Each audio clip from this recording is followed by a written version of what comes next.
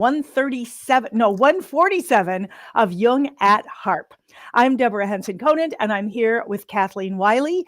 I am a composer and a performer, and Kathleen is a Jungian psychoanalyst. We both play the harp, and so we call this Jung at Harp. And each week we get together to have a conversation about something we're interested in exploring. We invite you into that exploration and into that conversation. If you're on a platform where you can chat with us, we encourage you to do that through this conversation. If you have questions, if you have things that occur to you to say, we would love to have you in this conversation. We're not here to tell you how it works. We're here to uncover it through the art of conversation. So, Kathleen, I proposed the idea to talk about liftoff today for a couple of reasons. First of all, that is the seventh string in the strings of passion, which is the way I look at creative resonance, or the art of going from creative impulse to creative expression. It's seven principles that I've discovered about creative expression, and it's part of a class that I teach.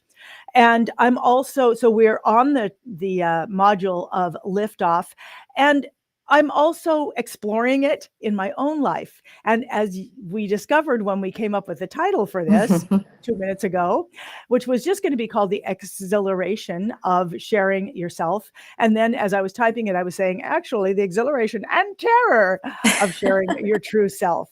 And it started out with a conversation we were having earlier about identity.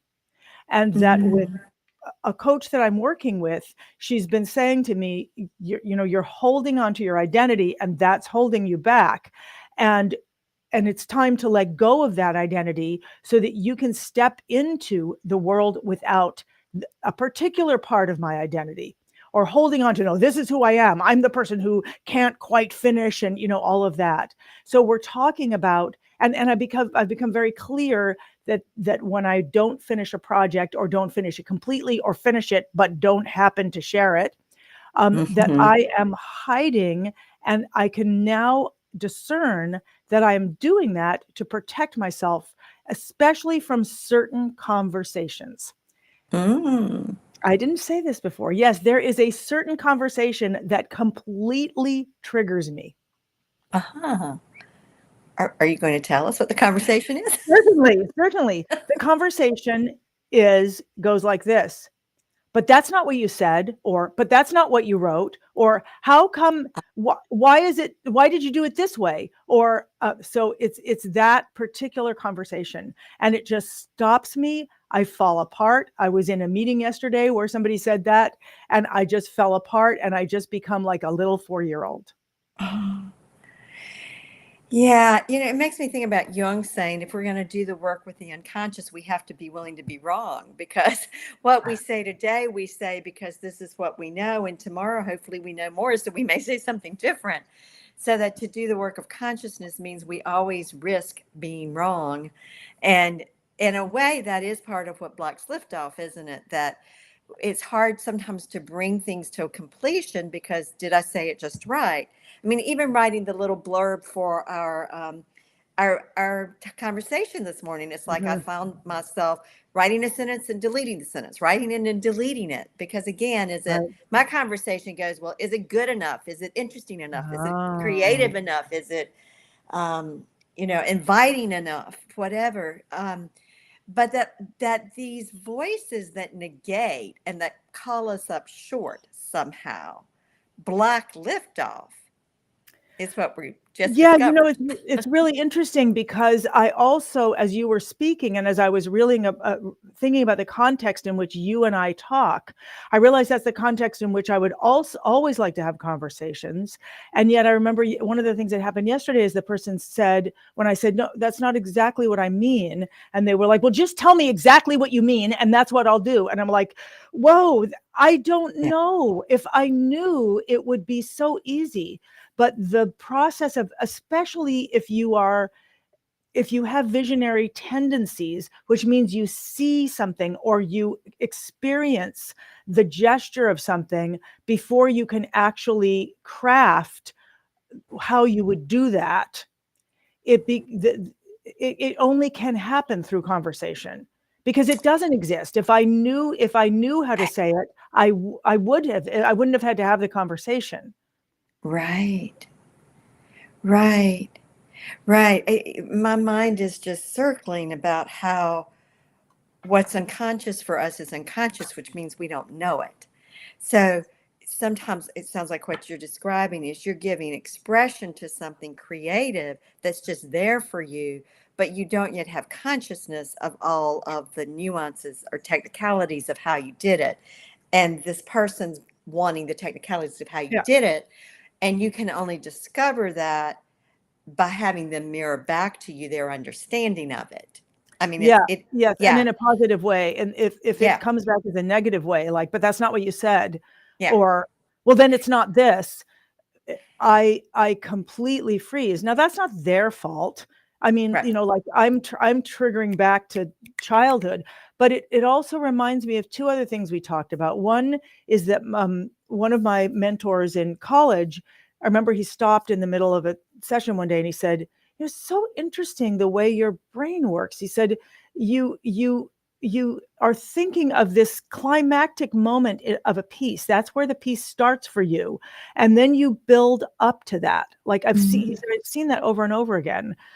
And it seemed obvious to me. I want to get to that emotional moment of Mhm. like, look, I grew up with an opera singer. How am I not going to want to do that? Um, but it Uh, also reminds me of something I was saying to you, which was in practicing, in learning to be I don't know what you'd call it, but an advanced player as an adult. So starting off with no dexterity and then developing as an adult, I was able to put in really a lot of structure to what I played. Like I was hugely structured in having little check marks each day for the time that I put in, and for being very, very structured in how I practiced. But at the end of every single practice session, I would do this thing, and I had no name for it, where I would play the piece without the notes.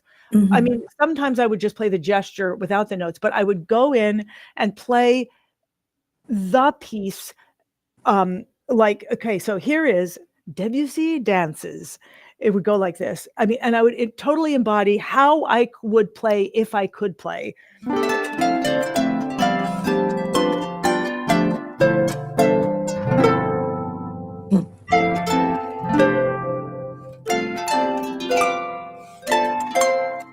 I mean, like that's it. Now that is, anyone who's heard the Debussy Dances is like, no, but Uh, but it's like an elephant playing the Debussy Dances.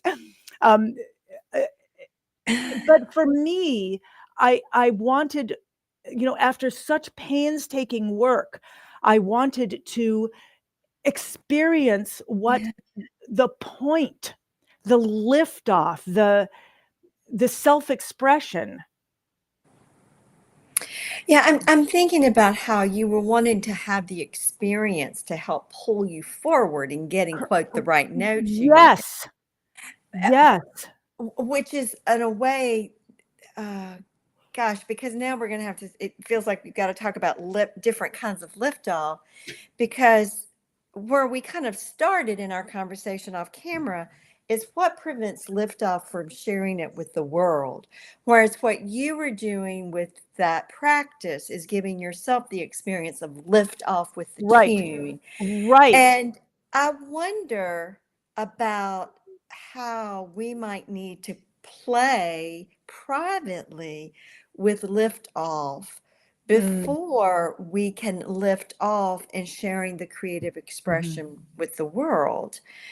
Um, that somewhere the exhilaration and the terror has to be humanized somewhat with one's own experience first. I mean, you could do that in private. mhm.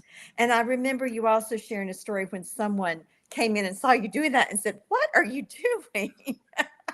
Right, I was doing it, You actually, my best friend and I were doing it at the same time. We were know? playing Beethoven for hands without any notes. I mean, like we were following the music, but we couldn't follow the music. So we were following with our eyes and playing however. And I just remember her roommate's reaction, like, what is that? And we were like, it's Beethoven's Fifth.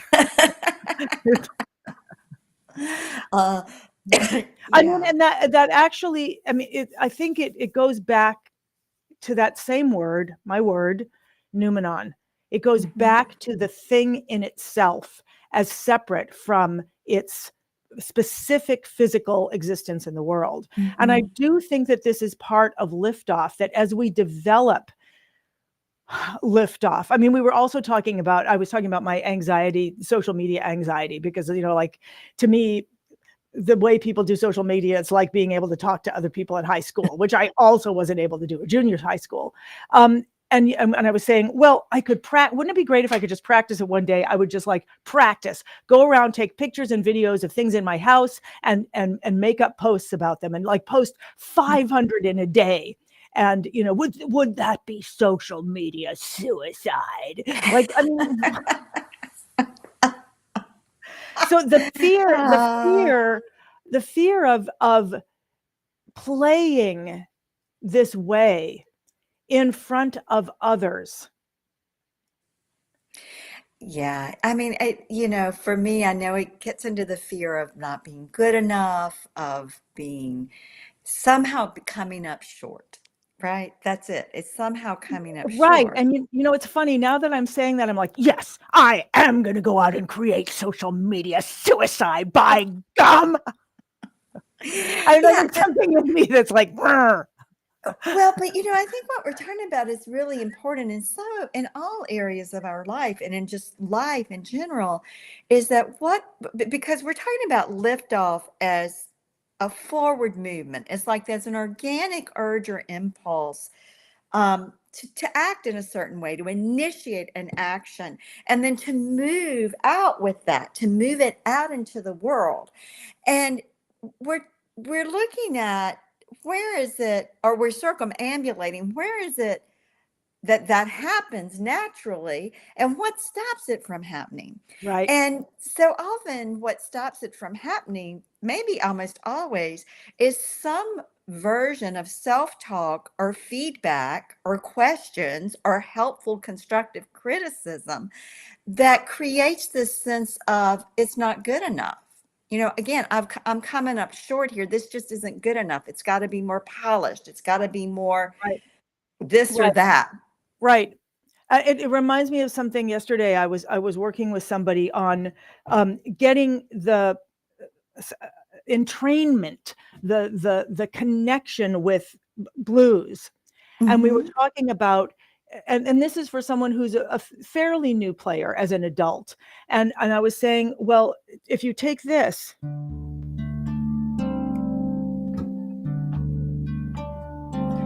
don't take it anywhere else, but just get connected with that. And I was Mhm. talking about it, and another person in the class said, yeah, it's called in sort of drum circles, it's called entrainment, where Mhm. I don't even really understand that word, but when you start to embody something, it's a different way of playing.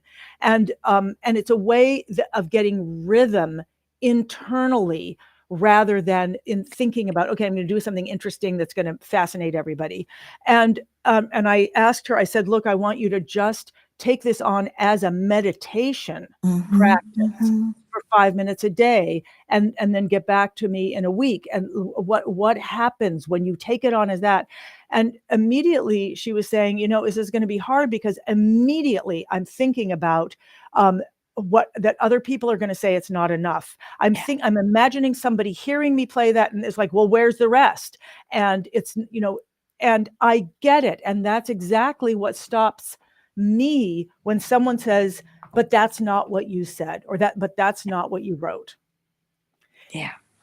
And yet, you know, I'm thinking that when I write something, it's an invitation to collaborate, you know, help me find the liftoff. Mm. Mhm. Mhm. And that also happened yesterday, something that I've just published, the modulation staircase, and someone was practicing it, and she said, I couldn't remember this part of it, so I came up with this pattern, and that helped me always to remember when I'm going here, I do this, and when I'm here, I'm going this, and I was like, aha, Great. You just found something that now we can put into the music. It's going to let other people experience liftoff. So I'm Right. beginning to realize, and especially as I'm learning more and more about teams, I'm in this 2-year team building, thing, Mhm. realizing that, wait, we can be a team with the bigger world. And Mhm. that can lead to, I'm thinking right now, that can lead to liftoff. It can lead to being tamped down if we think that everyone's like, Mhm. Mhm. but it can feel like liftoff if everybody's like, mm, yeah, go on. Yeah, yeah. Yeah, it really does. There is an attitude here that's important, which is there the attitude that respects that exploration and ongoing change, development is a natural part of the creative process, and that doesn't mean the stage it's presented at initially, where the initial liftoff is the final version, Right, and that it's an ongoing cycling right. of transformation, which is so true in how our life works. Well, it's making me think two things. First of all, I'm always saying to people, everything is born slimy. Yeah. You think of anything that's born is born slimy. Hmm. And it's also made me realize you and I have both created communities in which there is safety. Hmm. There really isn't safety in the outside world. Right. I mean, partly because I think others are getting triggered by what we do. And not Hmm. not because they, I mean, I think people don't mean to be mean, but I think, for example, um, when I said yesterday to someone, no, that's not exactly what I meant, then they felt, well, wait a minute, then I did it wrong. And Right. so, and then we started triggering each other into that area. And then we both got stopped. And then it was all about like, oh, help, you hate me. No, I mean, I think you're right. Our paradigms of right and wrong and of guilt and shame are so problematic when it comes to fully expressing ourselves and lifting off into our largesse. Um, and it I think when we're having creative expression, we do need to be mindful of being in a safe, contained community Right. where we can experiment. Because, once I get more confident, like this book project I'm working on, I've had a couple of readings now with people where it's just been like so affirming and so like I want to read this book. What you're saying, gosh, I can't wait to hear the next installment. And so that's giving me courage that, okay, I'm finding the language, I'm finding the imagery, I've got the rhythm now, where maybe it is getting closer to be birthed, to lift off into the larger world. So I think having those smaller communities, and, I think this is true when little babies are born. Um, y- you know, there are traditions that believe that newborn infants don't need to be out in malls and public places for the first few months of their life because they're just so open to picking up all energies, and that they Mm, need the protection and containment of an environment that is predictable, with the parents, because for 9 months they've had the predictable, the fluid environment of the mother's body.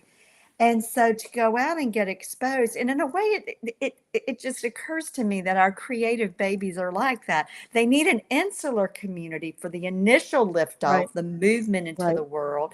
Then they can go out into the next right, rung of the larger world, then on out. right, And, perhaps if we can begin to give ourselves those safe circles. Hip Harp Academy is clearly that for harpists and mhm, creatives. Your strings of passion that you're running, creative resonance for mhm, people, all creatives, not just mhm, harpists. Um, the embodiment circle is definitely a place where people can show up and share what they're experiencing in their own body, mhm. mind, and the connections they're making, where again it's safe. So having an idea of uh, want to say graded liftoff in a way. I mean, now I'm thinking about the Wright brothers. I'm wondering how many airplane attempts they made before it actually Uh-huh. got up, and it probably, it didn't fly really far the first time, but it flew a little and went down. Well, Kathleen, I know we don't have much time, but I want to ask something. What makes these environments safe? You talked about Hip Hop Academy and the Mhm, embodiment circle. I mean, I know that one of the things that makes the academy safe is learning the fundamentals of self-expression through mhm, snippets, through just little things you can play with musically. You can expand them, you can contract them so that you have more control or agency over mhm, the technical. But there's also something that I constantly say over and over and over again. Whenever someone is about to share something, I always say, let's look at how we're listening to this. We are not listening mhm, for assessment. We are not listening for criticism of ourselves or others. This person is sharing something, and we are going to feed back to them what it's opened up for us. yeah, We're only looking for discovery, mhm, and then mhm. we let them see that discovery. But it takes saying that over and over and over again for the safety of sharing to be there. So that's one of the ways that we do it. And we also call it, like, it's called a half bake. It's supposed to be bad. And the final project is a final beginning project. It is supposed to be just the completion of where you are, but not the final forever. It Mhm. opens a door. A completion opens a new door. So we use language to do that, and over and over again. And so how about you? How do you do that in the I, embodiment circle? yeah, I would say in a simple phrase, it's cultivating compassionate presence for oneself and others. Because compassionate presence means we show up to be with what is and to see the seed of the divine that's in it all, to see the new numenon, that which is the essence Mm, that's most important. And compassionate presence automatically excludes judgment, criticism, comparison, competition, you know, that we show up to cultivate compassionate presence, being accepting and an attitude of love. I mean, for me, love is compassionate presence, and mm, and I think that when we show up mm. with that, then we can begin to be present with whatever's going on inside of us or someone else with an eye towards what is the self, the larger self, the innate essence wanting to express. And I think that's, again, what you're getting at in Hip Hop Right. Academy is that if I'm playing a piece of music a certain way, what is the essence that's coming through? What's the essence that wants to come through? Um, and Right. how is and being able to be present to that without judging it, because compassionate presence allows room for discernment. It Mhm. allows room for imaginative possibilities, and and it allows room for defining limits. But it And does all of that in the context of nurturing the essence. right. So I would say what I'm hearing is there is the concept of practice. There is the concept of development. There is the concept of developing coordination or developing facility, technical facility. And it is not in that environment of you're doing it wrong, you're doing it wrong, you're doing it wrong. But you can learn through, hey, do you see what's working here? Do you see Yes. what, can you see that as well? Yes. So we've got a comment from Yeah. Victoria, and she's saying, I'll just pull it up. And I know we need to leave in 1 minute, but this is beautiful. I love what Kathleen said about gradually introducing our Yeah. creative babies to the world. With social media being so prominent, sharing seems so much bigger and overwhelming because the expectation is that you will be exposed to a potentially large, there must be more.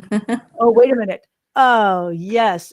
Oh, there is more. I'll read the rest of it. I'll show this and then see if I can, to a potentially large audience, but small, beautiful, Yeah. but smaller, safe circles that help cultivate confidence is so Yeah. important at the beginning. Victoria, Yeah. what a perfect way to culminate this, because this, I think, is in fact what helps us come to liftoff and manage the terror and know that we are not alone, and to do it together in a smaller, safe circle. Yeah. And to collect experiences that, wow, what I'm doing has value and is meaningful to Mm, people. That right. that I think that we can get so caught in our own internal loops of destroying ourselves and repeat where we've had that experience with other people, that to have safe small circles where we get a different experience and we realize that there are people out in the world who value and treasure us and what we have to Mm, offer, and that matters. right. And it matters to share with them. And as you were saying that, I was thinking, right, a bird will feed another bird worms. But if that bird fed me worms, I'm really not that bird's audience. Right, I can enjoy the right. bird singing, but it's, and so I don't know why that came to my head, but when you talked about that, being able to actually share with those who value and can value what we have to share is important. I would love to talk for hours, and we will. And but not today. This was such a wonderful conversation, Kathleen and Mhm. Victoria, and everybody else who's here in the moment and who talks to us afterwards about what we've said. Thank you for this conversation. Thank you for what it's brought for me today. And we love it when we hear from you and when we hear what you've discovered, whether you share with us on this in this moment or later on. And thank you, Kathleen. And I look forward to seeing Mhm. you next week. Yes. Thanks, everybody.